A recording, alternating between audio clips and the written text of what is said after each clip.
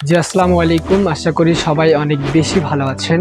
আজকে নতুন একটা টপিক নিয়ে আমি আপনাদের মাঝে আসছি। তুমি কি হতে চাও একজন সফল ব্যক্তি? তাহলে আজ আমি তোমার সাথে কিছু প্রশ্ন শেয়ার করব, যা হয়তো তোমার মনকে কাঁপিয়ে দিতে পারে, হয়তো একটা নতুন শুরু এনে দিতে পারে। সফল হতে চাইলে আগে নিজেকে জিজ্ঞাসা করো, তুমি কি হইতে চাও? এর জন্য আমি বলবো 3 স্টেপ, যার জন্য কাজ করলে আগামী দিনে অনেক সুন্দর হতে পারে। স্টেপ নাম্বার 1, তুমি কি জানো প্রতিদিন সকালে উঠে তুমি কি করতে চাও? স্টেপ 2, তুমি কি নিজের জন্য একটা সময় রাখো শেখার জন্য, গড়ার জন্য?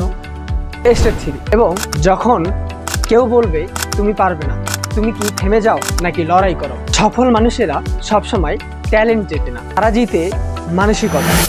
তারা পড়ে যায় আবার উঠে দাঁড়ায়। তুমি এখন কোথায় আছো সেটা গুরুত্বপূর্ণ না, তুমি এখন কোথায় যেতে চাও সেটাই গুরুত্বপূর্ণ। হয়তো তোমার কাছে এখন কোনো ভালো ফোন নেই এবং ল্যাপটপও নেই, হয়তো পরিবার সমাজ কেউ তোমাকে বুঝে না, কিন্তু জানো ভাই, যে নিজেকে বিশ্বাস করে তার কাছে পৃথিবীর কোনো বাধাই শেষ বাধা নয়। একটা কথা মনে রেখো, তুমি সফল হতে পারবা যদি তুমি প্রতিদিন নতুন কিছু শেখো।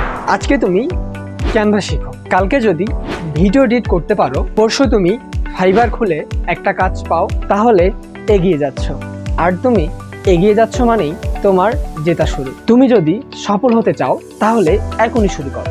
ইউটিউবে শিখো, অনলাইনে কাজ করো, নিজের প্রতি বিশ্বাস রাখো। একটা কথা মনে রাখো, যারা নিজেকে বদলায় তারাই পৃথিবী বদলাই দিতে পারে। তুমি হাল ছেড়ো না, তুমি পরিশ্রম করো, তুমি জিতবে, দিন শেষে জয় তোমারই। তাহলে এখনই শুরু করো, কারণ তোমার সময় এখনই, আর আমি আছি তোমার পাশে। চলো বদলে যাই এবং দেশ ও দেশের মানুষদের বদলে দেই। আজকের ভিডিও এ পর্যন্তই। আগামীতে নতুন একটা ভিডিও এবং নতুন একটা টপিক নিয়ে আমি আপনাদের মাঝে আসছি।